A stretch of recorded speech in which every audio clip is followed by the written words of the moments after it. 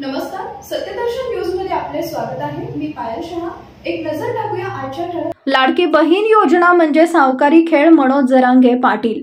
मुख्यमंत्री माझी लाडकी बहीण योजनेला महिलांचा उदंड प्रतिसाद मिळत आहे। या योजनेचा लाभ मिळावा यासाठी असंख्य महिला धावपळ करत आहेत। या योजनेबद्दल बडनेराचे आमदार रवी राणा यांनी वादग्रस्त वक्तव्य केलं होतं। यंदाच्या निवडणुकीत जर तुम्ही आम्हाला भरभरून आशीर्वाद दिला तर या 1500 रुपयांचं 3000 रुपये होतील, पण जर हे आशीर्वाद दिला नाही तर मी तुमचा भाऊ आहे, हे 1500 रुपये परत घेईन, असं रवी राणा म्हणाले। आता यावरून मराठा आंदोलक मनोज जरांगे पाटील यांनी हल्लाबोल केलाय।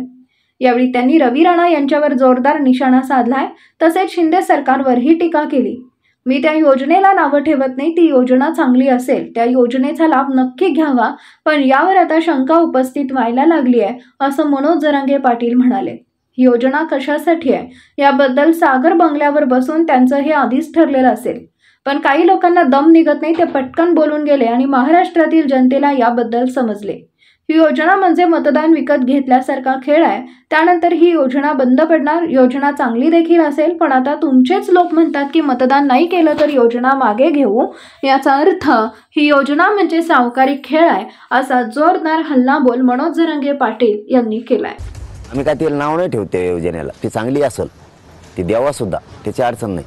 पण आता डाऊट यायला लागला, तुमचा काल कोण कोण म्हणला, एक हा कोणतरी म्हणला, ते म्हणला मतदान केलं तर हाई, नाही तर पैसे माघारी घेणार। म्हणजे झालं नाही यार उघड जनतेसमोर, यांनी हे फक्त निवडणुकीत पैसे वाटप केलेत, झालं त्यांचाच माणूस म्हणतोय। मग ते सावकारकी केल्यासारखं खेळ झालं ना सरकारने। आता तुम्ही योजना जरी दिली पण आरक्षण द्यावं लागणार आहे, किती पैसे वाटप केले तरी पडणार आहेत।